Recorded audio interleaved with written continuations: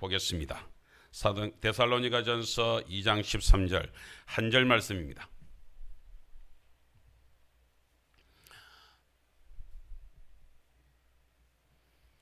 시작. 이러므로 우리가 하나님께 끊임없이 감사함은 너희가 우리에게 들은 바 하나님의 말씀을 받을 때에 사람의 말로 받지 아니하고 하나님의 말씀으로 받음이니 진실로 그러하도다. 이 말씀이 또한 너희 믿는 자 가운데에서 역사하느니라.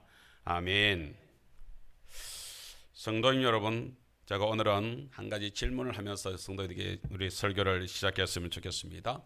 특별히 우리가 매주일 교회를 나오잖아요. 교회가 뭘까요? 교회 하면 여러분들은 생각나는 게 뭐가 생각납니까?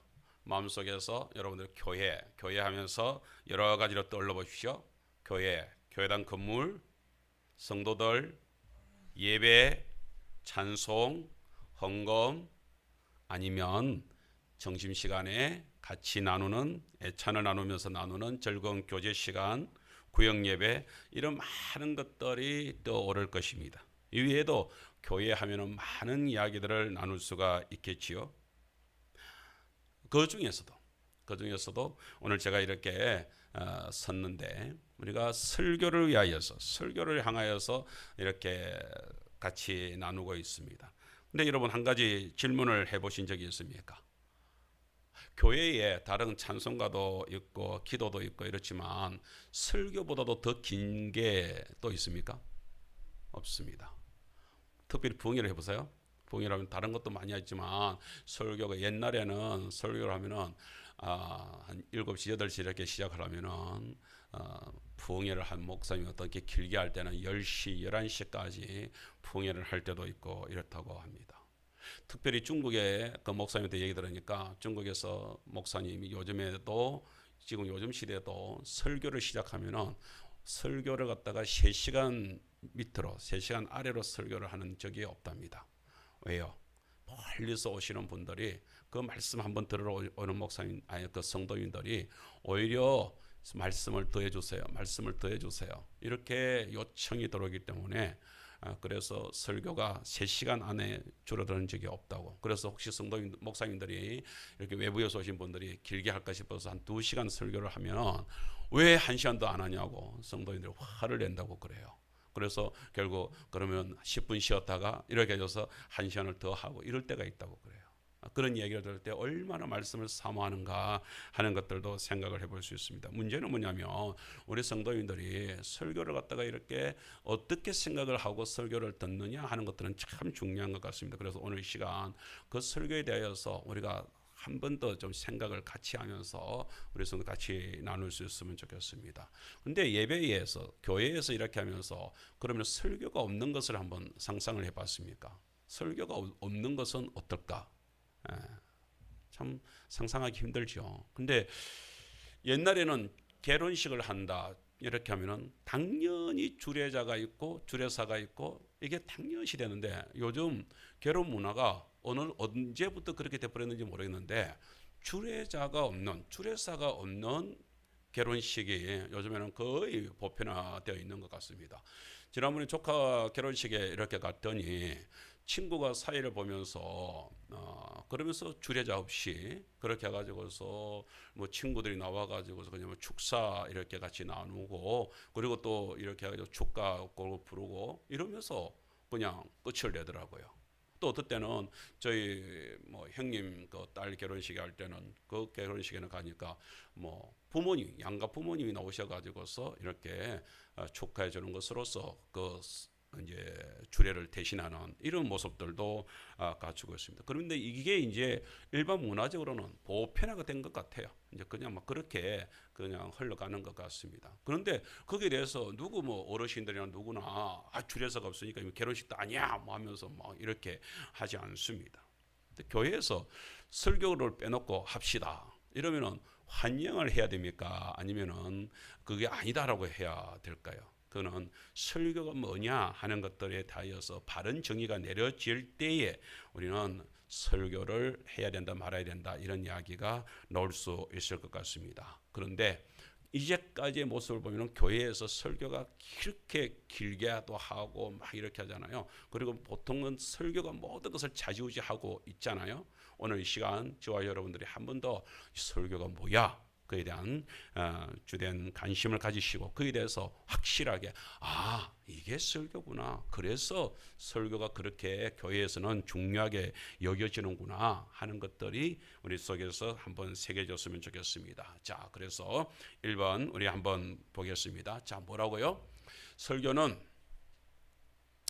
시작. 설교는 하나님 말씀입니다. 한 번 더 크게 시작. 설교는 하나님 말씀입니다. 본문에 오늘 읽었는데요. 본문 한 절밖에 안 되니까 우리 다시 한 번 더 오늘 본문은 딱 외워버리세요. 본문 데살로니가전서 2장 13절 시작. 이러므로 우리가 하나님께 끊임없이 감사함은 너희가 우리에게 들은 바 하나님의 말씀을 받을 때에 사람의 말로 받지 아니하고 하나님의 말씀으로 받음이니 진실로 그러하도다. 이 말씀이 또한 너희 믿는 자 가운데에서 역사하느니라. 아멘. 예. 첫 번째 오늘 본문에서 바울 선생님은 이게 바울 선생님이 쓰신 편지인데요. 하나님께 끊임없이 감사를 한다. 데살로니가 교회가 참 그렇게 아름답게 성장하고 있는 모습을 보면서 하나님께 감사를 한다. 교회를 이렇게 개척을 한 목사님으로서 얼마나 교회가 바르게 성장할 때 얼마나 감사가 있겠습니까? 그 감사는 이유가 뭐냐? 감사는 이유를 지금 설명을 하고 있습니다. 그 감사는 이유가 이것입니다. 너희가 데살로니가 교회 여러 성도님들이 우리에게 바울 그 사도의 일행들이 함께 그 교회에 전도하면서 전한 말씀 이렇게 한 거. 그러니까 우리가 우리에게 들은 바 하나님의 말씀 이게 뭐예요? 이게 설교죠.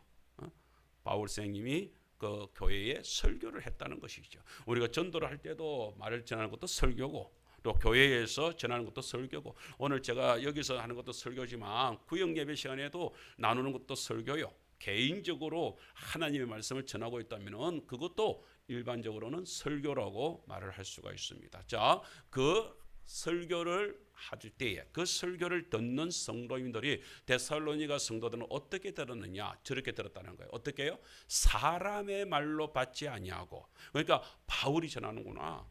저게 디모데가 전하는구나. 이런 식으로 사람이 말하는 것으로 듣지 아니하고 그랬습니다. 어떻게 해요? 한번 따라합시다. 하나님의 말씀으로 하나님의 말씀으로 받음이니 진실로 그러하도다. 진실로 참으로 당신들은 그렇게 받았습니다. 그리고 그렇게 되는 가운데서 이 말씀이 또한 여러 우리 데살로니가 교회 성도들의 믿음 가운데에서 그 말씀이 어떻게 하셨다고요? 역사하고 계셨습니다. 역사하고 있었습니다. 라고 말씀을 저희들한테 주고 있습니다. 네, 오늘 이 말씀을 먼저 저희들한테 받겠습니다. 첫 번째 여기서 말하고 있는 거 바울 선생님이 우리들한테 말하고 있는 게 뭐예요? 이렇게 설교를 될 때에 어떤 사람들은 어떻게 받는 사람들이 있다고요? 사람의 말로 받는 사람들이 있다는 것을 얘기를 하는 것입니다. 사람의 말로 받는다는 게 뭘까요? 여기서 우리가 조금 우리가 생각을 할 때 물론 설교는 사람이 하는 것이죠. 목사가 지금 이렇게 전하는 것이죠. 바울 선생님이 전하는 것이 사람이 전하는 것이죠. 그런데 이게 지금 사람의 말로 받는다 할 때에 한 가지 우려성이 생기는 게 뭐냐면 예를 들자면 우리 성도님들이 오늘 이 시간에 내가 박 목사에게 설교를 듣는다 이렇게 얘기를 하게 될 때에 지금은 우리 교회 성도님들 모두 다 이렇게 다 이렇게 목사하고 삐뚤어진 관계가 없이 다 이렇게 좋은 감정과 좋은 관계 속에 저는 있다고 확신하는데 우리 성도님들도 그렇게 생각을 하시죠? 예, 좋습니다. 그렇다면 괜찮은데 가끔 가다가 교회에 갈등이 일어나는 교회들도 있지요. 목사에 대하여서 좀 안 좋은 감정을 가지고 있는 사람들이 있을 수가 있지요. 이제 이런 경우가 생기게 될 때에 이제 이게 사람의 말로 이렇게 딱 한다고 듣는다고 했을 때에 딱 어떤 생각이 듭니까? 어떤 말들이 딱 적용될 때, 야 저거 저 박 목사전이 내하고 감정이 좀 안 좋더만은 딱 저거 내한테 하는 말 이렇게 들을 수가 있다. 이러면서 어떻게 해요? 그 말씀을 꼬아버릴 수가 있죠. 말씀에 대해서 좀 부정적으로 들을 수가 있죠. 그럼 결국 뭐예요? 사람의 말로 이렇게 생각할 때에 그 목사하고 감정이 이렇게 트러블이 일어나고 있는 사람은 예배 시간에 말씀을 통하여서 은혜를 받을 수가 없는 일들이 벌어질 수도 있다는 것이에요. 그러니까 사람의 말로 받는다고 했을 때의 위험성이 그런 것이고 우려성이 그런 것입니다. 제가 지난번에 우리가 이웃 초청 잔치하고 이럴 때에 제가 이렇게 마지막 설교를 이렇게 하잖아요. 지난 여름에도 이렇게 설교했는데 설교를 이렇게 하고 행사가 끝나고 나서 점심시간에도 그러시더라고요. 어르신들 몇 분이 아이고 목사님, 세상 그 바깥 사람들은 설교를 모르잖아요. 아이고 목사님 연설 잘합디다 이러면서 참 마을에서 이렇게 하는데 또 그러시는데 이번에 뭐 그렇게 고생하셨다면서요. 이번에 연설이 특별히 더 좋았다면서요. 이러면서 저한테 막 연설이라고 얘기를 하는 거예요. 뭐래요? 박 목사가 그야말로 박 목사가 연설했다 이제 이렇게 듣는 것이죠. 그런데 그에 반해서 온누리교회 청년들이라든지 우리 성도인들은 어떻게 말합니까? 온누리교회 청년들이 저한테 하는 말씀이 목사님 말씀을 듣는 가운데에서 제가 전율이 일어났어요. 왜? 이러니까 하나님께서 말씀하시는 그 전율이 저한테 쫙 비쳐서 너무 긴장이 됐었습니다. 이런 얘기를 하는 거예요. 듣는 이야기가 완전히 다르죠. 어르신들이 들을 때에는 그냥 그 교회 박 목사라는 사람이 연설을 하는구나 이렇게 듣는데 우리 성도인들이 듣는다든지 우리 청년들이 믿음의 청년들이 들을 때는 그것이 하나님의 말씀으로 들으니까 전율이 일어난다는 이야기를 하는 이런 차이점을 저희들한테 주고 있습니다. 예, 보세요. 사람의 말로 들을 때에 그 속에 감정이 섞이게 되어서 하나님의 말씀이 우리 속에서 하면서 이렇게 좀 멀어진다든지 곡해를 한다든지 그런 일들이 생길 수도 있는 반면에 그것이 온전히 하나님의 말씀을 받을 때에 그것이 바르게 받아질 수 있는 부분이 아닌가 이런 생각이 들게 되는 것입니다. 그래서 데살로니가전서 4장 8절에서 저희들한테 이런 말씀을 주고 있습니다. 그러므로 저버리는 자는 사람을 저버림이 아니요 너희에게 그의 성령을 주신 하나님을 저버림이니라 하는 말씀을 저희들에게 주고 있습니다. 이 저버린다는 얘기 바울생 일행들이 설교를 할 때에 그 설교에 대해서 그냥 바울 선생 같은 경우는 특별히 사도직에 대하여서도 이렇게 좀 터부시 되고 사람들이 핍박하는 사람들이 바울 선생님을 갖다가 이렇게 좀 핍박을 했거든요. 그 거부를 하는 사람들이 있었거든요. 그런 사람들을 두고 하는 얘기입니다. 저버리는 자는 여기 저버린다는 것도 아데테오라고 하는 얘기는 취소한다, 무시한다 이런 의미를 가지고 있습니다. 그러니까 쉽게 말하자면은 설교하는 그 바울을 무시하는 자들은 바울이라고 하는 사람을 무시하는 것이 아니요 너희에게 그의 성령을 주신 하나님을 무시하는 것이 된다 이런 이야기가 되는 것입니다. 그러니까 설교 시간에 우리가 사람의 말을 받을 때에 박 목사를 갖다가 저 양반 내하고 감정이 안 좋은 이렇게 딱 돼버리는 순간에 그렇게 해서 말씀을 안 받아들이는 순간에 그게 문제가 아니라 하나님의 말씀, 하나님을 저버리는 하나님을 무시하는 일이 일어날 수도 있다는 것이에요. 제가 지난번에 그 교통사고 때 가지고서 병원에 입원한 적이 있지 않습니까? 하늘병원에 생애 처음으로 그렇게 한 달 가량을 갖다 입원을 그렇게 하게 되었었는데 그때에 같이 그 병실에 있었던 어르신 한 분이 대상포진이 돼가지고 대상포진이 심해져 가지고서 들어오셨어요. 근데 이 어르신이 저녁마다 이렇게 술 드시러 나가는 거예요.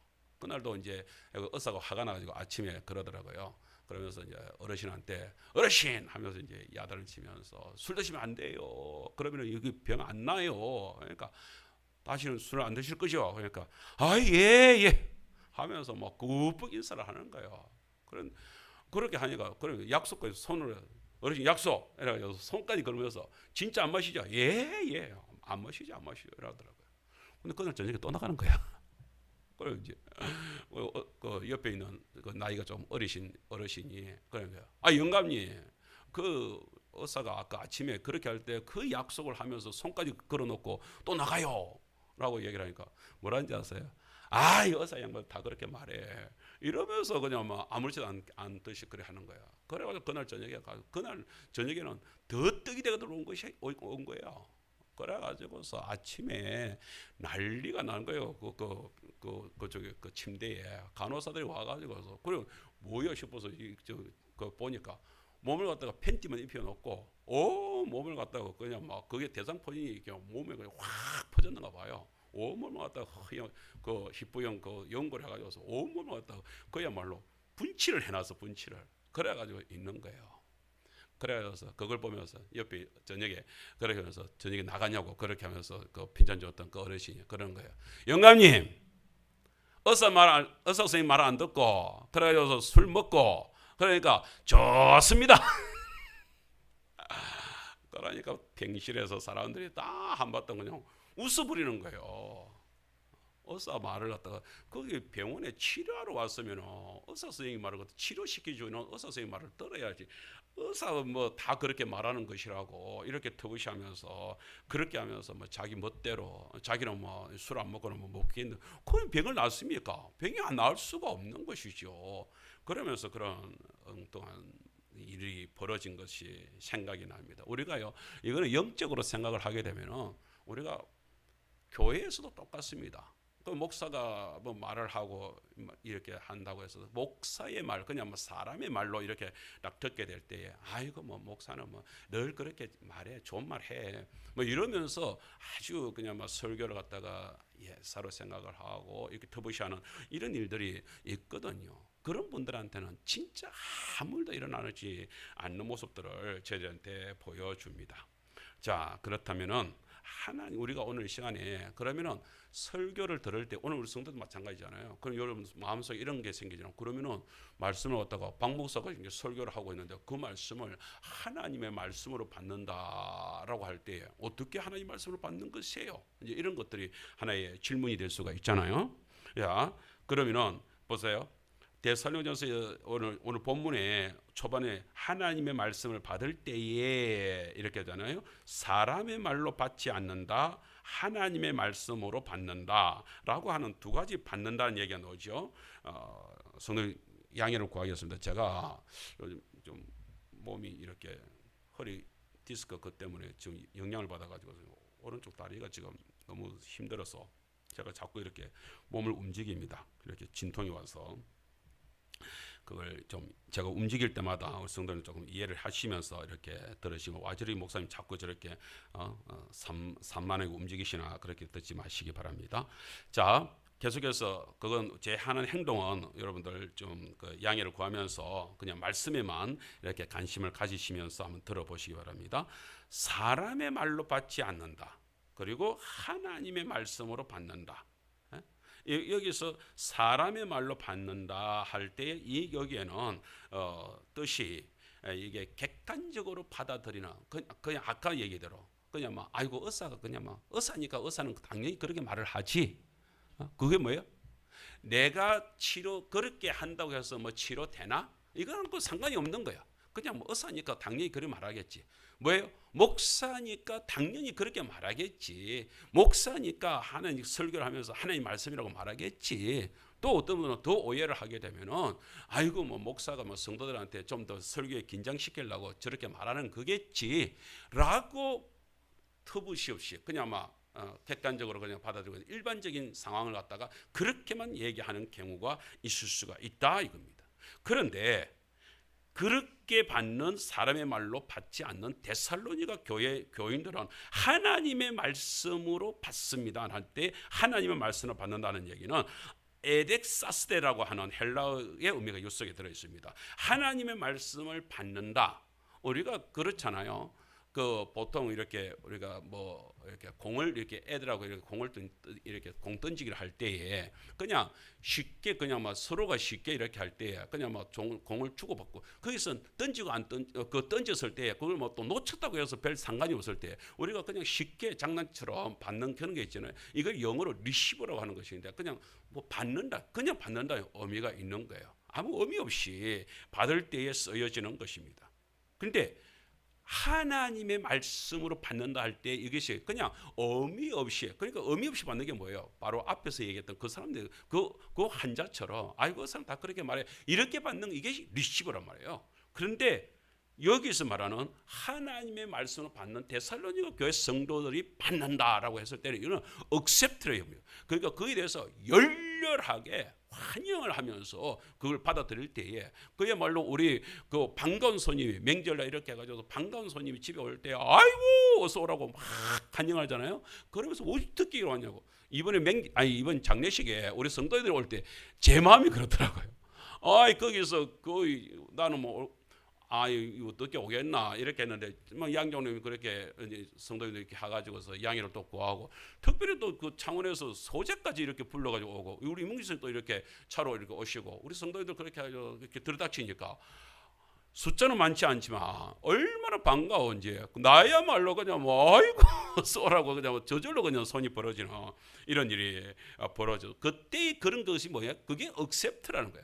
다시 말하자면은 오늘 설교 시간에 하나님의 이 설교 시간에 들려지는 말씀을 우리가 어떻게 딱 두 가지로 들을 수가 있는 거예요. 그냥 한쪽에서 앉아서 그래 어차피 예배 시간에 설교는 해야 되는 것이고 설교는 더 앉아 있어야 되는 것이고 그러면서 그냥 근성으로 그냥 앉아 있는 분들이 있는 반면에 말씀 한 절 한 절이 너무 나에게 귀한 말씀으로 저 말씀이 나를 살리는 말씀으로 그렇게 하면서 저게 나에게 약이 된다, 저게 나에게 치료가 된다, 저게 나한테 힘을 준다 이런 마음으로 쏙쏙 받아들이는 성도님들은 그야말로 영어로 그런 거 있잖아요. 웰컴 하는 거 있잖아요. 그런 것처럼 와라 나한테 주시옵소서 그렇게 받는 의미를 갖다가 저희한테 얘기하는 것입니다.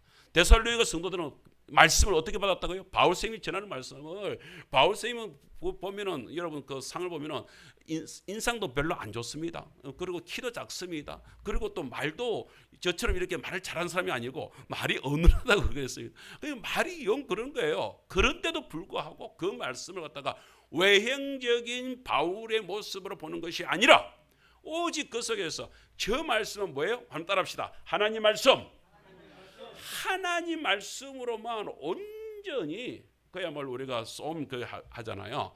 그거 할 때 쏨 그걸 물을 딱 담그면은 쏙 물이 빠져들잖아요. 그런 것처럼 하나님 말씀을 쏙쏙 받아들이는 경우들을 얘기하는 것입니다. 내가 조금 더 쉽게 이렇게 말씀을 쏙쏙 받아들이는 사람이 성경에 보니까 있습니다. 바울 선생님이 전도를 할 때 제일 먼저 중국 땅으로 이렇게 동방으로 이렇게 전도를 하려고 생각을 그때 하더라도 그 근동 이스라엘 땅에서 바라보게 되면은 사실은 유럽 쪽은 아직까지 미개인 지역이고 동방 중국이라든지 이쪽은 아주 문화가 발달해 있었단 말이에요. 그러니까 처음 생각으로는 저쪽으로 동쪽으로 해가지고 중국 쪽으로 해서 복음을 전가하는 것이 많은 깨어 있는 사람들한테 문화적으로 크게 호응이 있지 않을까라고 생각을 한 것이죠.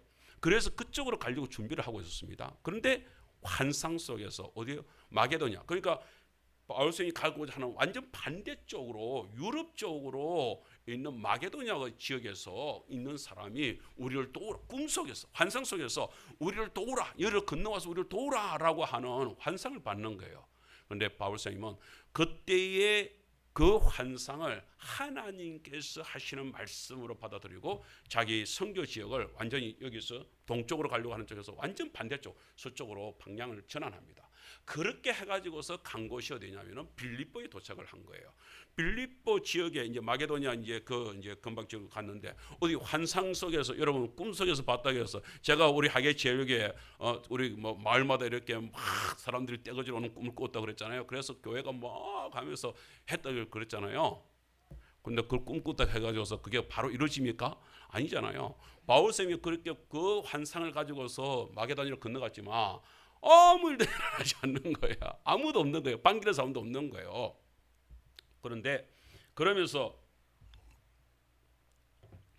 안식일이 된 거예요. 그때는 아직까지 주일과 안식일이 이렇게 개념이 아직 서지 않았으니까 유대인들을 만나기 위해서 안식일 날 이제 이렇게 안식일 회당을 찾는데 아직 그 지역에는 이제 유대인들도 많지 않은 거예요. 보통 회당이 세워지려고 하면은 유대인들 남자들 10명 이상이 있어야 최소한 10명이 구성이 돼야 회당을 세울 수가 있답니다. 그러니까 그런 일들이 이루어지지 않으니까 회당이 없었던 것 같아요. 그 다음에 두 번째, 회당이 없을 때 유대인들이 그 다음에 안식일 날 모이는 장소가 어디냐면은 강가에서 모인대요. 왜냐하면은 이게 우물가는 안 되는 거예요. 흐르는 물을 갖다 정결 예식을 할 때 손을 씻고 이렇게 하는 정결 예식을 할 때 그것은 꼭 흐르는 물이 돼야 되는 거예요. 그게 더러운 물이다 찬물 깨끗한 물 이게 문제가 아니고 흐르는 물이 돼요. 그러니까 흐르는 물은 어디예요? 강가를 가요. 강가를 가야 흐르는 물이 있잖아요. 그래서 강가에서 예배를 드리는 거예요. 그렇게 해가지고서 이제 강가 중심으로 해가지고서 이제 사람들 모여 있는 곳을 이제 찾는데 마침 그곳에 가니까 여자들이 모여서 그렇게 이제 예배를 하고 있는 거예요. 그 무리들이 누구였다고요? 보니까 성경에 보니까 루디아하고 그 몇몇 일행들이 거기에 모여 있는 거예요. 그곳에 바울쌤이 같이 가가지고서 이제 말씀을 이렇게 증거를 하게 된 거예요. 남자니까 이제 아마 랍비의 역할을 하면서 이제 그렇게 감당을 했겠죠. 그렇게 했습니다.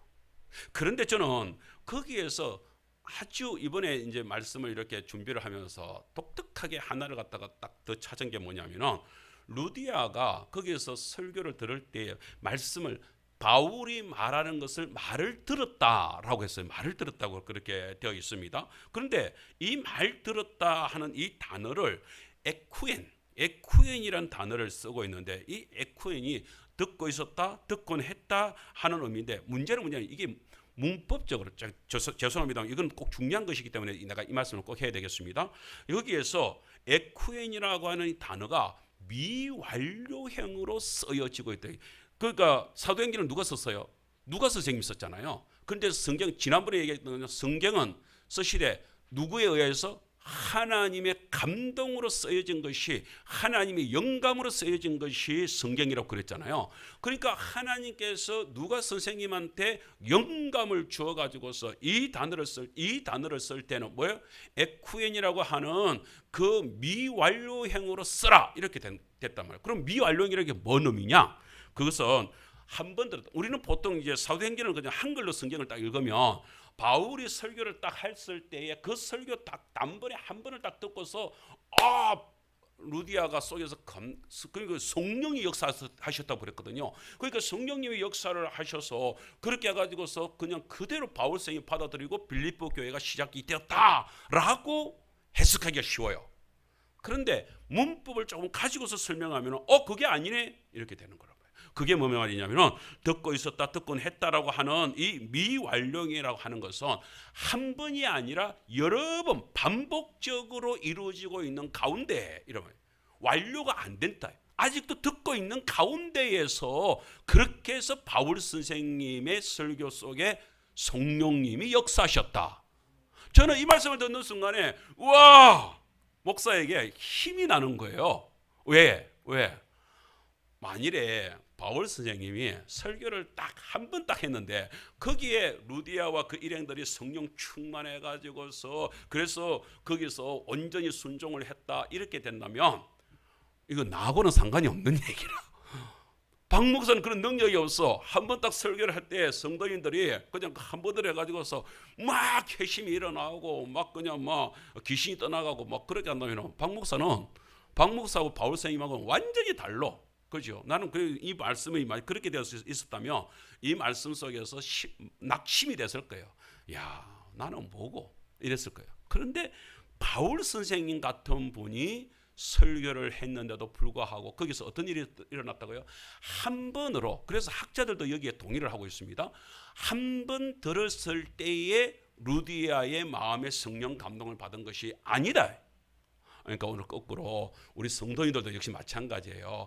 야, 성경에 보니까 말씀을 딱 들으면 막 성령 충만 일어나고 난리가 났다는데, 근데 우리는 들어도 아무 일도 안 일어나고 뭐야 이럴 수 있잖아요. 오늘 저도 목사도 힘을 내겠지만 우리 성도인들도 새로운 소망을 가지시기를 축복합니다. 보세요. 하나님의 말씀을 듣고 또 듣고 또 듣고. 오늘 내가 그래서 주보 제목을 내가 뭐라고 했어요? 이랬습니다. 우리 한번 따라합시다. 듣고 또 듣는 가운데.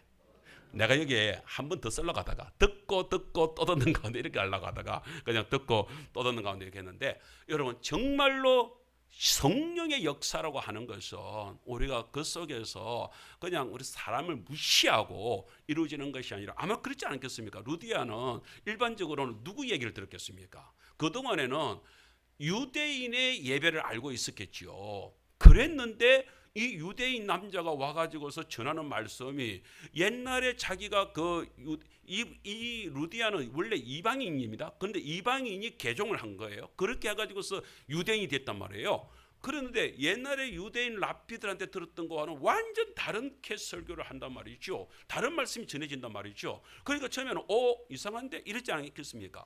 이상하긴 이상한데 처음에는 내가 전에 유대인 랍비들한테 들었던 거하고는 분위기도 다르고 말씀도 좀 다른 것 같은데, 그런데 말씀을 이렇게 전가하는 것이 거부할 수 없는 뭔가가 있다는 것이 들리니까 또 다음 주에 또 한 번 더 들어보자. 또 한 번 더 들어보자. 이렇게 됐단 말이에요. 그렇게 해서 듣고 듣는 가운데서 어떻게 해요? 그 말씀 속에, 그 심령 속에 말씀이 이렇게 싹 새겨지는데 거기에 성령님이 강하게 역사를 하기 시작을 하셨단 말이죠. 사도행전에 보게 되면은 베드로가 설교를 할 때에 그 성도들이 그 속에서 뭐예요? 심령의 찔림을 받는 게, 찔림을 누가 주겠어요? 성령님이 주시는 것이죠. 성령님이 찔림을 주니까 그 찔림 속에서 성도들이, 거기서 그 초대교회 성도들이 와 하면서 형제들 우리가 어찌할까 하면서 막 회개가 일어나잖아요. 그래서 하루에 3,000명 5,000명이 이렇게 교회로 들어오는 역사가 일어나잖아요. 성령님이 역사하시니까 오늘 이 루디아에게도 성령님이 그렇게 해가지고서 역사를 하시니까 듣고 듣는 가운데에서 성령님이 역사하시니까 놀라운 일들이 뭐예요? 루디아가 말씀 속에서 순종하는 역사가 일어납니다. 그래서 우리 15절 말씀에 보게 되면은 이렇게 말씀을 하고 있습니다. 한번 볼까요? 자, 그와 그 집이 다 세례를 받고, 그렇게 해가지고 말씀을 받아들이고 그 루디아와 그 집이 다 세례를 받고 우리에게 청하여, 바울 일행들에게 청하여서 만일 나를 주 믿는 자로 알거든 내 집에 들어와 유하라.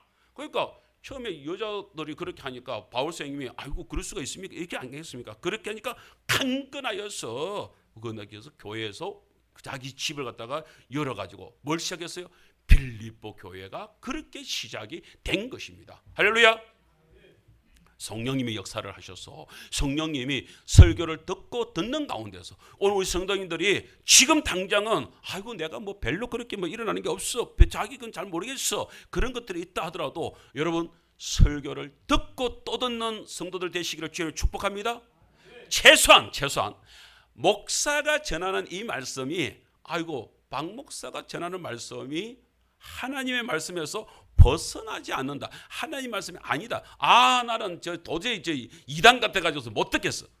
이 조건이 갖으면 내가 할 말이 없지만 그게 아니라고 한다면 저 말씀 속에 뭔가가 역사가 일어날 것도 같다 싶으면 붙잡으시기를 주의로 축복합니다. 계속해서 예배 속에 계속해서 들어오셔서 계속해서 말씀을 듣고 또 들어보시기를 축복합니다. 성령님이 어느 날 성령님께서 우리 성도님들의 심령 속에, 우리 성도님들의 가정 속에, 우리 성도님들의 삶 속에 분명히 역사를 하셔서 루디아 같은 역사가 일어날 줄 믿습니다. 놀라운 일이지요. 이 사실은 우리에게 놀라운 사실들을 저희들에게 보여주는 것입니다. 바울 선생님, 루디아도 사람 아닙니까? 그러면 특별히 여자 아닙니까? 전하는 사람으로 보게 되면 바울 쌤이 걸다 해서 뭐 핸섬에서 뭐 멋이 있습니까? 아니면 뭐 거기서 뭐 유창하게 뭐 설교를 잘하시는 분도 아니라고 그랬는데 자기 말이 어느라고 했으니까 좀 그렇게 했겠지요. 그런데 바울 선생님이 그 속에서 뜨겁게 전하고 있는 한 가지는 뭐예요? 예수 그리스도, 오직 예수 그리스도, 그 예수 그리스도에 대한 생명의 말씀만큼은 분명하다 이거죠. 그 말씀이 증거가 되어졌을 때에 그 속에서, 그 하나님의 말씀이 증거될 때 그 속에서 성령님이 역사하셨다 하는 것입니다. 자, 이점에서 우리는 하나님의 도대체 설교가 하나님의 말씀으로 받을 때 일어난 일들이 뭐냐, 하나님의 말씀이 된다는 의미가 뭐냐, 다시 한 번 더 생각을 해보겠습니다. 5분 한번 볼까요? 자, 설교는 하나님의 말씀입니다. 자, 빨간 것이 다 같이 시작. 하나님 말씀은 하나님이 책임을 집니다. 그러면 우리가 딱 한 가지 생각을 해야죠. 하나님의 말씀입니까? 그 하나님 말씀이 정말로 능력을 행할 수 있습니까? 예. 하나님의 말씀에 하나님이 책임을 지면 하나님의 말씀. 하나님의 말씀에 하나님이 책임을 안 지면 그건 하나님의 말씀이 아닌 것입니다. 이게 뭔 말일까요? 하나님의 말씀에 책임을 진다는 게 뭔 말일까요? 이번에 우리가 장례식이 이렇게 하는 장모님이 우리 집에서 이렇게 장모님이 돌아가셨단 말이죠. 그런데 사실은 집사람이 이렇게 이제 일을 나갔다가 돌아와가지고서 이렇게 어머님을 돌보는데 갑자기 이렇게 이제 코에서 입에서 이제 물이 쏟아지기 시작을 합니다. 이게 감당이 안 되는 거예요. 그래서 119를 불러서 우리가 병원으로 모시고 가자. 처음에는 그렇게 해가지고서 이제 119를 불렀습니다. 그리고 마침 여기 아마 119에서 바로 이렇게 모셔서 가실 것인데 119의 후속 차량이 다른데 출동 나가고 없다는 거예요. 그래서 하동에서 이제 와야 된대.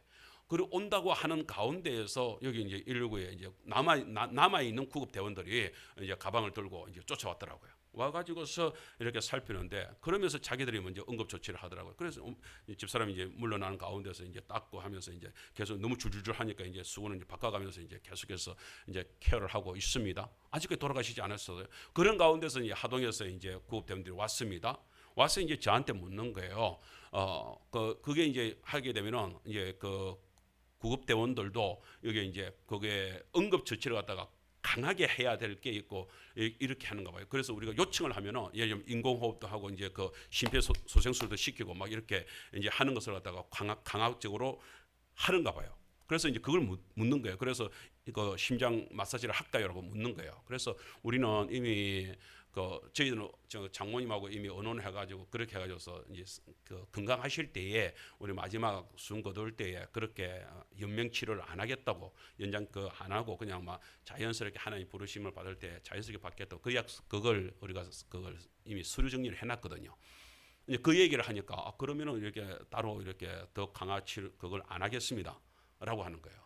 그러니까 이제 그럴 것 같으면 병원으로 굳이 모시고 갈 필요도 없습니다. 병원에 가도 그 조치를 안 하겠다면 아무것도 안 합니다. 이런 게 아무것도 안 하고 그냥 뭐 받아만 주지 아무것도 안 한다 이거야. 그래서 그러면은 그냥 여기서 그러면은 이렇게 좀 지켜보겠습니다. 그렇게 하는데 그분들이 이런 표현을 쓰더라고요. 임종호흡이란 말을 쓰더라고요. 마지막 숨을 이렇게 토하면서 이렇게 하면서 마지막 이렇게 되는 것은 그거는 그러니까 그냥 본능적으로 그냥 막 끄떡끄떡 하는 것이지 더 이상 몸에 영향을 줄 수가 없는 호흡, 임종호흡, 마지막 숨을 이제 거두는 호흡이다 이러더라고요. 그러고 나서 조금 있으니까 이제 숨을 거뒀어요. 예.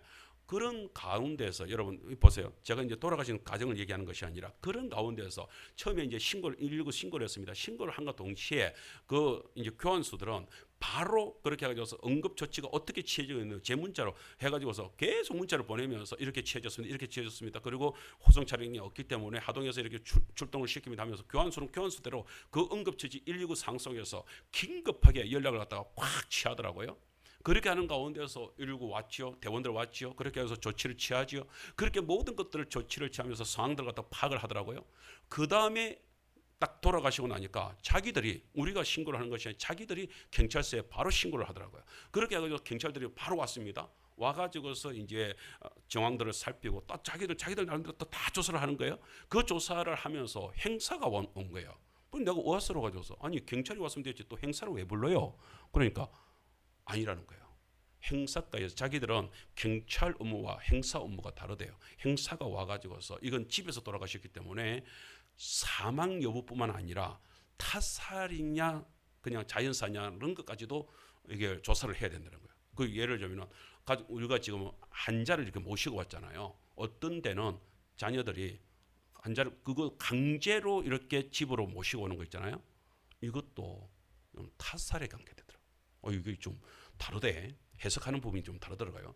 그렇게 해서 만일에 이게 강제냐 아니면은 그러니까 환자는 병원에서 치료받기를 원하는데 강제로 자녀들이 그냥 돈 들어가고 하니까 그냥 막 데려와 버리면은 이건 이제 잘못하면 이게 살인에 관계되는 부분들이 생길 수 있는 부분들이 생기더라. 이런 부분들을 이제 조사하기 위해서 거기서 이제 행사가 왔어요.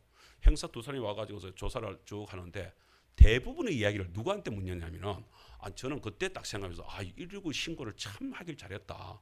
119의 대원들한테 그 모든 사항들을 다 물어보고 적고 하는 거예요. 왜냐하면 119 그네들이 전문가들이 와서 바라본 사항들이 가장 맞잖아요. 그래서 응급 상황이 벌어졌을 때 뭐 119에 신고까지 하셨으니까 더 이상 뭐 물을 것 없네요. 저희 뭐 그러는 거예요. 그러면서 이제 상황을 조치를 했습니다. 그런데 아직까지 끝이 안 나. 왜 끝이 안 날까요? 마지막으로 금환이가 와가지고서 마지막으로 최종적으로 사망 이 선고를 내리지 않았나. 아무것도 건들면 안 돼. 아직까지 시체를 건들면 안 돼요. 그렇게 해가지고서 마지막에 금환이가 좀 늦게 왔더라고요. 그래서 우리는 이제 진해로 이제 장례식 옮겨 가야 되는데 그 가야 되는 상황 속에서 못 가는 거예요.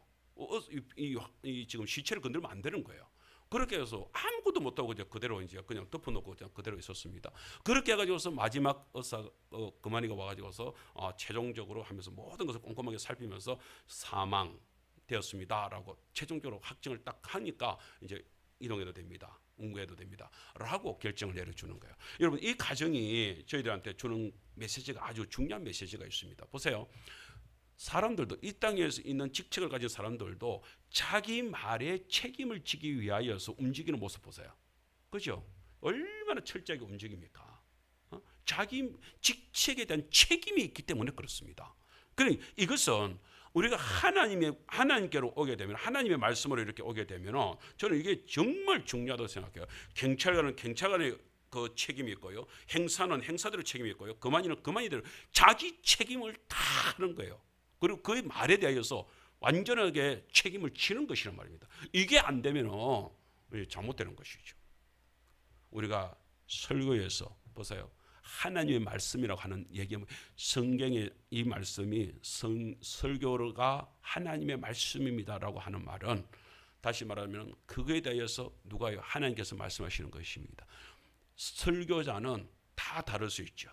저같이 지금 몸이 안 좋아가지고서 이렇게 쩔뚝거리면서 설교를 하든 어떻게든 아니면 바울 선생님처럼 말이 좀 어눌하게 설교를 하든 사람은 다 다를 수 있습니다. 그런데 거기에서 전하여지는 강단에서 전하여지는 하나님의 말씀 메시지는 그 전하는 사람에 따라서 좌지우지되는 것이 아니라 누구에 의해서 하나님이 그 전한 말씀에 대해서 책임을 진다 이겁니다. 할렐루야. 그렇습니다. 이것이 중요한 거예요. 그래서 아까 루디아 얘기했잖아요. 루디아에게 바울 선생님이 말씀이 증거가 됐습니다. 바울 선생님이 말씀을 전했지만 그 말씀에 대하여서 누가 책임을 져요?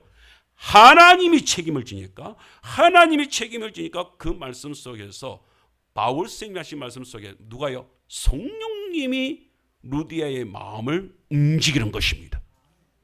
그러니까 그게 역사가 일어나는 거예요. 여러분 이 역사는 이 하나님의 말씀이 책임지는 역사는요. 사도행전 3장에 보게 되면 베드로와 요한이 이제 오순절 성령 충만해 가지고서 이제 기도하러 이제 계속해서 성전에 오르면서 이제 거기서 이제 말씀을 전하고 이렇게 하잖아요. 마침 베드로와 요한이 그날 이렇게 길을 올라가는데 그 길가에서 구걸을 하고 있는 여러 사람들 중에서 누굴 만나요? 나면서부터 안전병이 되었던 한 청년을 만나요. 그 청년에게 다가갑니다. 그 청년에 가서 뭐라고 해요? 나에게 응가금이 있다 없다? 나에게 응가금이 없다. 다시 말하자면 네가 지금 오로지 지금 바라고 있는 것은 응가금일 텐데 그 응가금이 내게는 없다. 사람이 실망을 할까요? 안 할까요? 하겠죠. 그런데 그때 말합니다. 근데 내게 있는 게 따로 있다. 내가 그것을 너에게 주마라고 얘기를 하는 거예요. 그러면서 뭐라고 해요? 우리 나와 있네요. 자, 빨간 것이 다 같이 시작. 나사렛 예수 그리스도의 이름으로 일어나 걸어라! 라고 말씀을 하는 거예요. 그러니까 베드로는 여기까지입니다. 베드로는 여기밖에 못하는 것입니다. 나사렛 예수 그리스도의 이름으로 일어나 내가 가지고 있는 것 나사렛 예수 그리스도의 이름으로 일어나 걸어라. 근데 그 다음에 어떤 일이 벌어진지 아세요? 한번 보세요. 자, 시작. 오른손을 잡아 일으키니 발과 발목이 곧 힘을 얻고 뛰어 서서 걸으며 그들과 함께 성전으로 들어가면서 걷기도 하고 뛰기도 하며 하나님을 찬송하니. 아멘. 저것은 누가 하신 역사예요?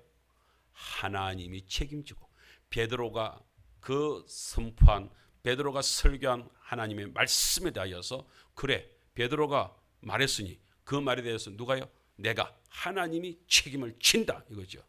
일어나 걸으라고 했으니까 거기에 대해서 어떻게 발과 발목이 힘을 얻었다.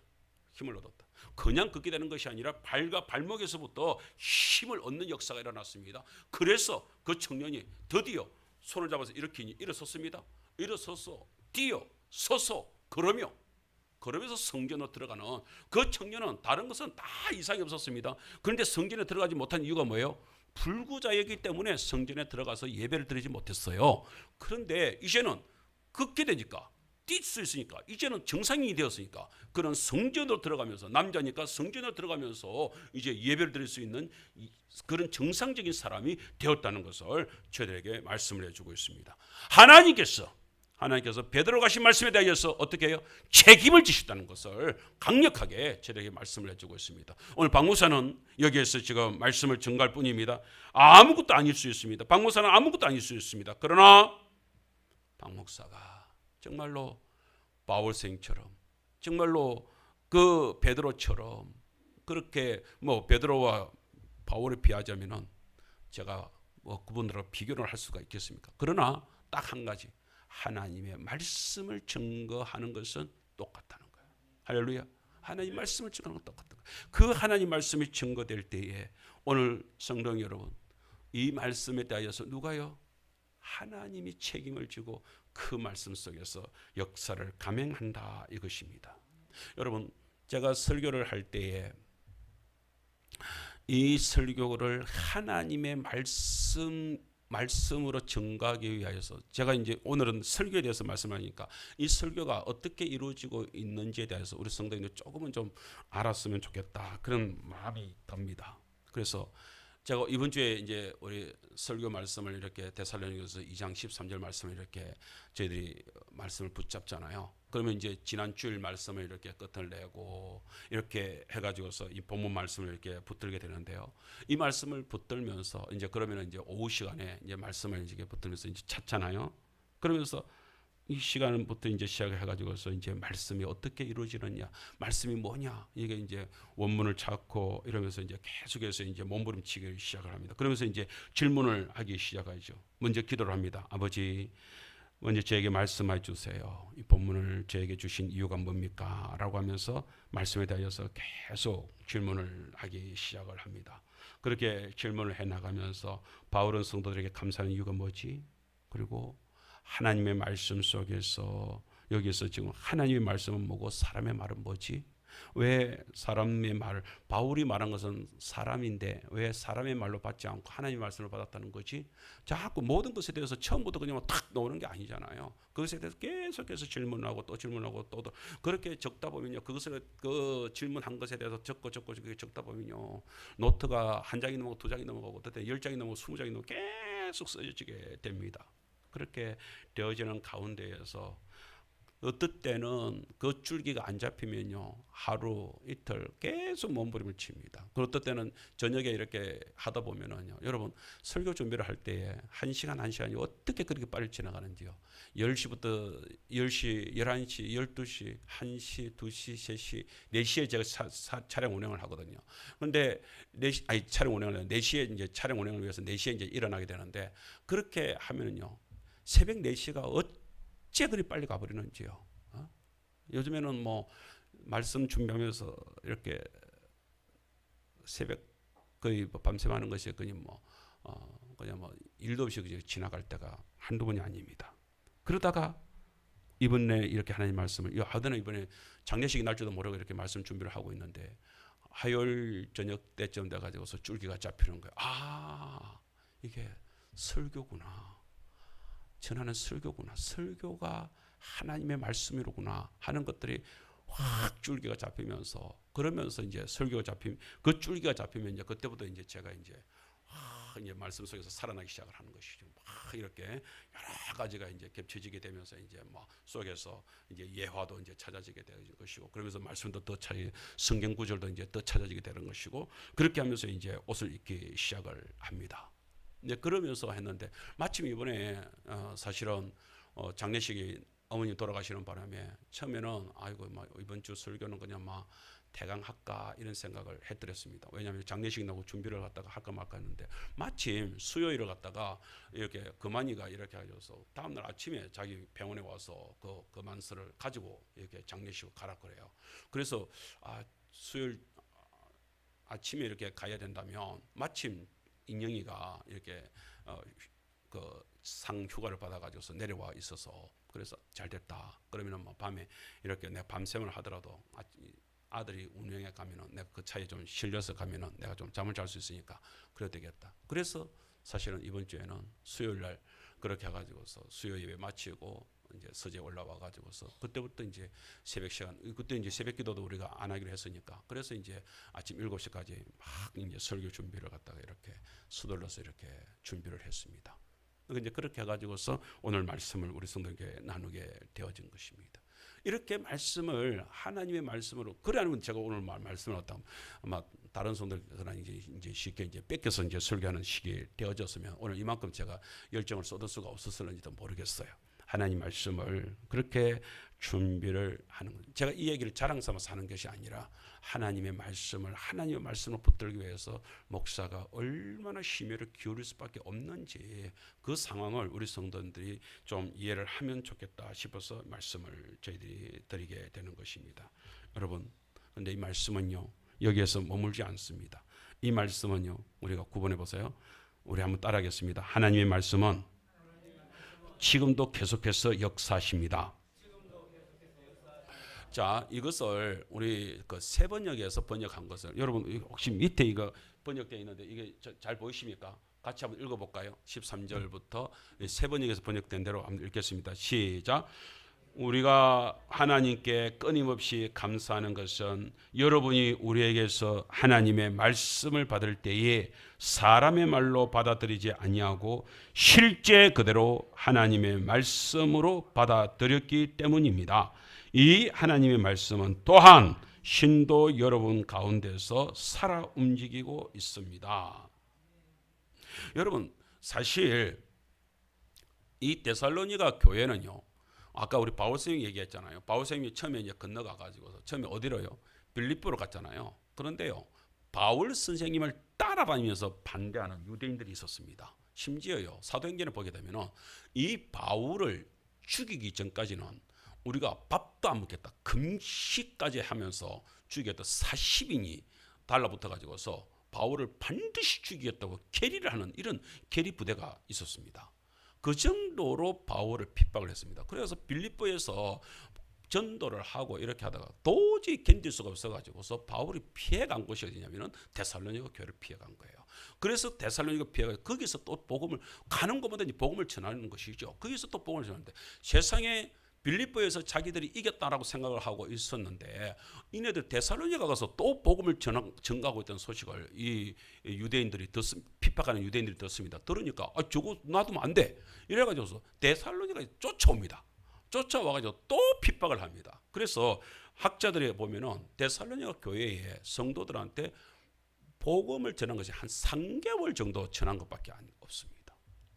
그리고 나서 너무 핍박이 심해가지고서 그 다음에 바울 선생님이 또 쫓겨가다시피 해가지고서 베레아로 또 쫓겨갑니다. 이렇게 이제 쫓겨가면서 교회를 세운 것이 그것이 빌립보 교회고 그것이 데살로니가 교회고 그것이 베레아 교회가 세워지게 되는 역사적인 배경이 그렇습니다. 그런데 생각을 해보세요. 그러면은 그 데살로니가 교인들은 그 빌립보에서 쫓겨와가지고서 여기 왔다는 거 알잖아요. 사람이 얼마나 참 그랬으면 쫓겨왔을까 이런 생각도 들잖아요.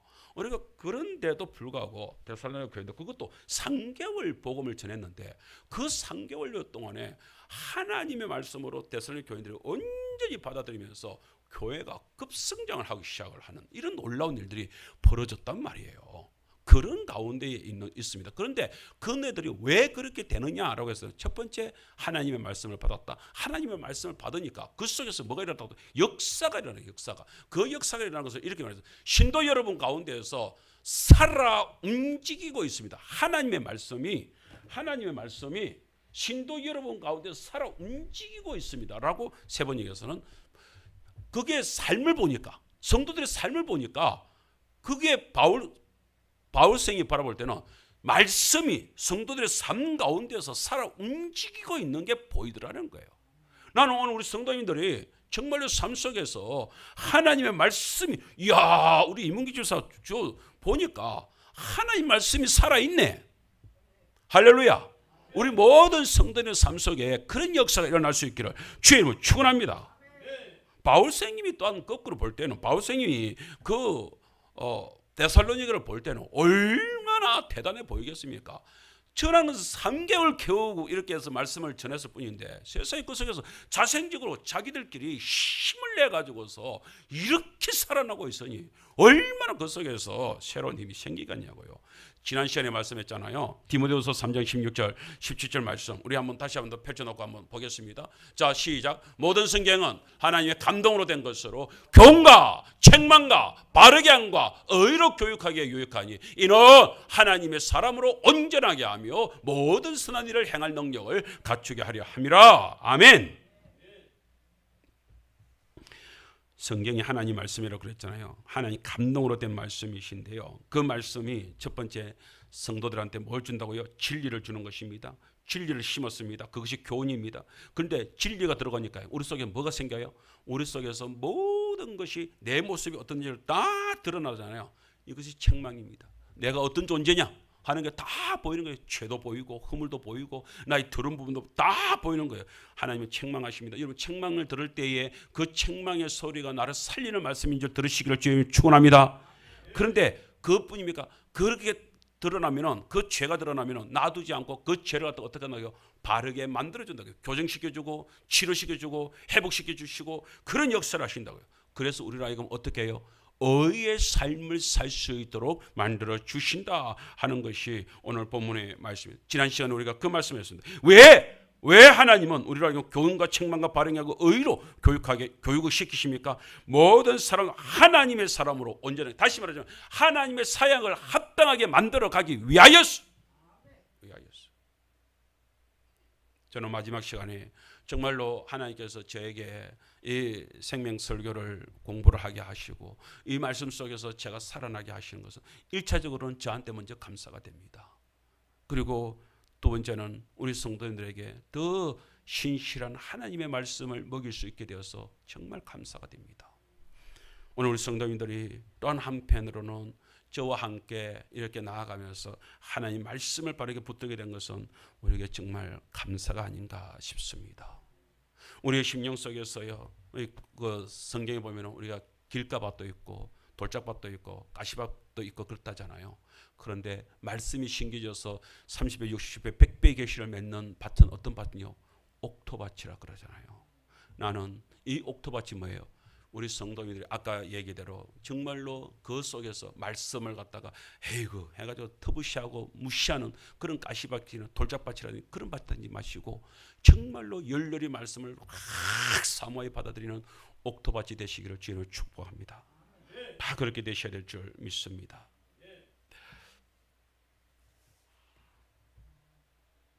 그렇게 성경에서 역사를 해주고 계시는 모습들을 우리들한테 보여주게 되는데 베레아 교인들한테요 이렇게 가니까 베레아 교인들은 다른 교회보다도 더 신사적인 모습들을 갖추어서 그네들도 역시 마찬가지로 계속해서 말씀 속에서 바울이 전하는 말씀 속에서 교회가 번성을 해나가고 있는 모습들을 저희들에게 보여주고 있습니다. 지금 시간이 없어서 찬양을 할 수는 없는데요. 찬양 336장에 보면은 그래서 백성들한테 한란과 핍박 중에도 성도는 신앙 지켰네. 이 신앙 생각할 때의 기쁨이 충만하도다. 정말로 생활 속에서 어려움이 있더라도요. 그 어려움 가운데서 하나님의 말씀이 우리를 승리로 이끌어 준다는 것을 기억을 하면서 그 말씀 가운데서 기쁨이 충만해지는 우리 모든 성도들 되시기를 주의 이름으로 축복합니다. 마지막으로 하나님 말씀에 대하여서 우리가 이런 말씀을 받으시기를 바랍니다. 12번 사람의 말이 아니라 우리 한번 따라하겠습니다. 사람의 말이 아니라 하나님의 말씀으로 받으세요. 하나님의 말씀으로 받는 성도들이 되셔야 될 줄 믿습니다. 한 분이 미국에서 이렇게 들어오셔가지고서 설교하시는 목사님이 자기 교회 얘기를 하는 거예요. 자기 교회에 미국에서 아주 유지로 지역에 유지로 있었던 한 분이 전도가 돼가지고서 교회에 들어오셨대요. 근데 그분이 식사를 하면서 목사님한테 이렇게 말해요. 목사님, 내가 요즘에 무슨 소리를 듣는지 아십니까? 그러더래요. 그래서 왜요? 교회 다닌다고 뭐 전 칭찬 들었습니까? 이러니까 목사님은 이제 괜히 기대를 하면서 그러니까 아니요, 칭찬 들어서 얼마나 좋아요. 그런데요, 성도들이 아니 이웃 사람 지인들이 지난번 식사를 갔는데 그러더래요. 교회를 다닌다고 자기가 이제 자랑을 했대요. 그래서 내가 교회 다니게 됐네 이렇게 얘기하니까 옆에 분들이 무슨 정이 보더만은 가만히 보더만은 뭐 집안에 뭐 문제 있어요 이러더래요. 문제 없다고, 뭐 사업 잘 되고 또 다 잘 된다고. 그다음 말이 뭔지 아세요? 그러니까 그분이 지인이 그러더래요. 아이, 그럼 멀쩡한 사람이 교회를 왜 가요? 그러더라는 거예요. 그래서 아니 왜 내가 교회 다니면 안 돼? 그러니까 한다는 소리가 아이 교회에 그 뭐 다 그 뭐 얻어먹으려고 가고 그 뭐 병 고친다고 그 가고 뭐 딱 그런 사람들을 가지 당신처럼 멀쩡한 사람이 그 교회를 왜 가는데? 그러더라는 거야. 여러분 어떠세요? 우리 성도님들은 교회 지금 다니면서 혹시 그런 소리 안 들어보셨어요? 멀쩡한데 교회가 그런 소리 안 들어봤습니까? 멀쩡한데 저는 그런 소리 들어봤습니다. 제 친구 동창 친구들이 저보고 그런 거예요. 갑생아, 니같이 공부 잘하고 니같이 잘생긴 놈이 목사가 될 줄 몰랐다. 목사가 될 줄 몰랐다. 사람들은 모르는 거죠. 그 속에 생명이 있다는 것을 모르니까 그런 소리를 합니다. 하나님 말씀이 얼마나 허투루 듣는 사람 중에 한 사람이 창세기에 보면 나옵니다. 소돔과 고모라 성이 무너질 때에 롯의 사위들이 있잖아요. 장인어른이 설교를 하잖아요. 하나님 말씀하셨어. 이것이 무너진대. 우리와 같이 여기서 나가세. 그 얘기를 하잖아요. 그때에 장인의 소리를 뭐로 들었다고요? 그 하나님의 설교를 하나님의 말씀으로 듣는 설교를 듣는 것이 아니라 하나님 말씀을 듣는 것이 아니라 농담으로 여겼더라. 농담으로 여겼더라.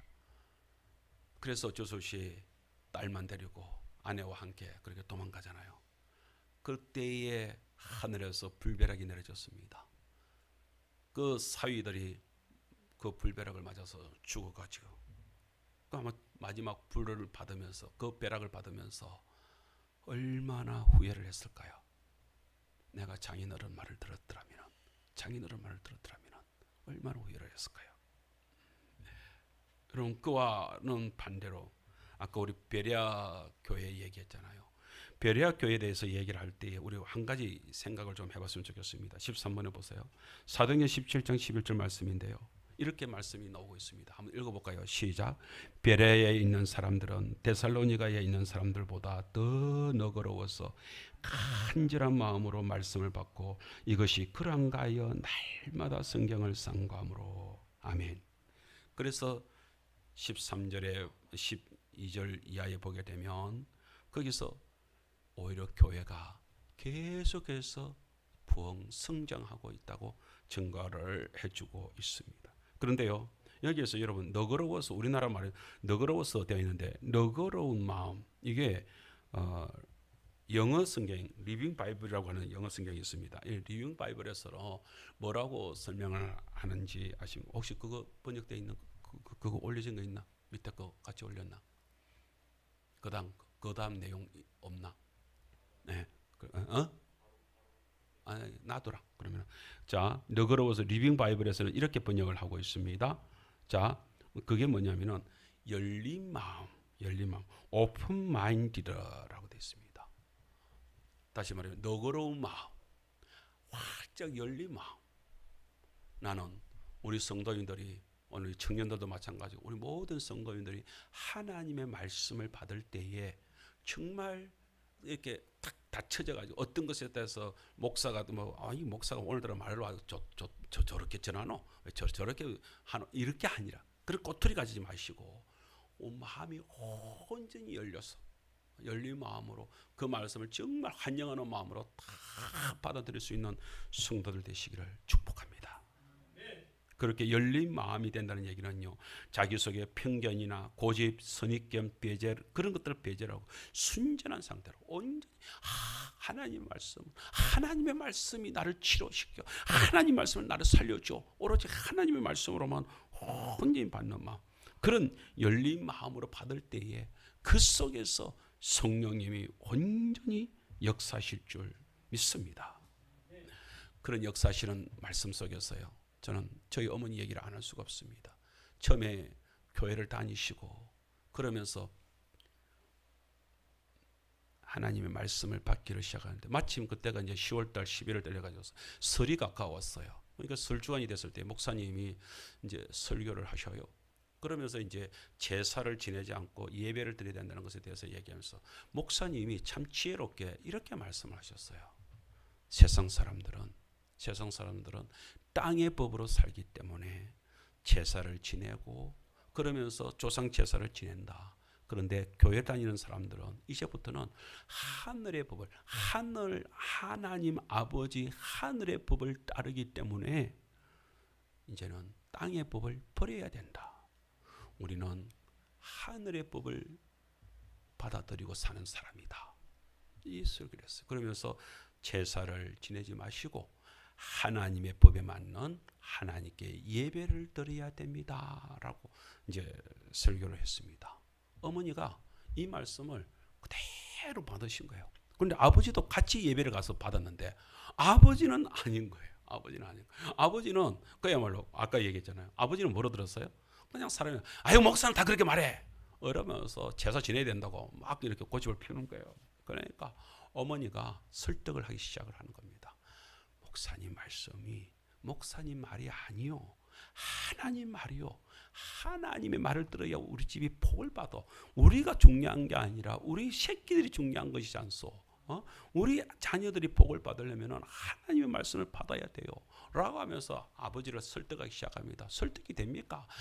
목사는 다 그렇게 말한다니까. 그렇게 이제 하면서 고함을 지릅니다. 그런데 아버지를 손을 붙잡고 아버지 그게 아니라고 그러면서 계속해서 얘기합니다. 그러면서 하늘의 법. 이제는 그건 제사 지내는 건 땅의 법이라지 않소. 그래서 하늘의 법을 믿고 살아야, 하늘의 법을 붙들고 살아야 되지 않냐고 울면서 어머니가 아버지한테 매달립니다. 아버지가 하는 수 없이 그래. 거기다가 어머니가 한 가지 더. 그런데 하필은 우리 집에는 감사하게도 이렇게 하늘의 법을 따라서 예배를 드리려고 하는데 목사님이 있지 않소. 목사님과 함께 하늘의 법을 따르면 되지 않냐고 이제 저를 한테 덜먹거리는 거예요. 그렇게 가니까 그럼 그래 가자. 여러분 그때 어머니가 만일에 그렇게 아버지 설득을 못했으면 지금도 우리 집에는 제사를 지낼는지도 모르겠습니다. 그런데 어머니의 그 강한 결단을 통해서 목숨을 걸다시피 하면서 하나님의 말씀, 목사님이 말씀하신 건 하나님이 하시는 말씀이고 하나님 말씀을 지켜야 복이 있지 하나님 말씀을 어겨서 복이 있겠냐고 그렇게 몸부림을 치니까 저희 집이 온전히 복음으로 바뀐 줄 믿습니다. 여러분 오늘 성도인 여러분 정말로 우리 삶 속에서도요 하나님의 말씀, 하나님의 설교는요 하나님의 말씀입니다. 그리고 그 말씀에 대해서 여러분들이 붙들 때요 말씀이 하나님께서 책임진다는 사실을 우리가 꼭 붙드시기를 주를 축복합니다. 그렇게 될 때에 그 속에서는 놀라운 역사가 일어나는 것입니다. 할렐루야. 오늘 말씀을 우리가 맺으면서 정말 한 가지 꼭 기억해야 될 사실, 하나님의 말씀은 하나님이 책임진다. 우리 성도들이 붙잡고 있는 그 하나님의 말씀은 하나님의 말씀입니다. 설교를 통하여서 붙잡혀진 그 말씀이 하나님의 말씀이다. 그 말씀을 붙드시기를 주님을 축원합니다. 제가 몇 번이나 얘기하지만 우리가 설교 유튜브에 이렇게 설교가 올라오고 있습니다. 그 유튜브의 설교를 갖다가 또 들으셔서 정말로 생명의 말씀을 내가 듣는다 생각하시고 그 생명의 말씀이 우리를 살리고 우리 가정을 살려준다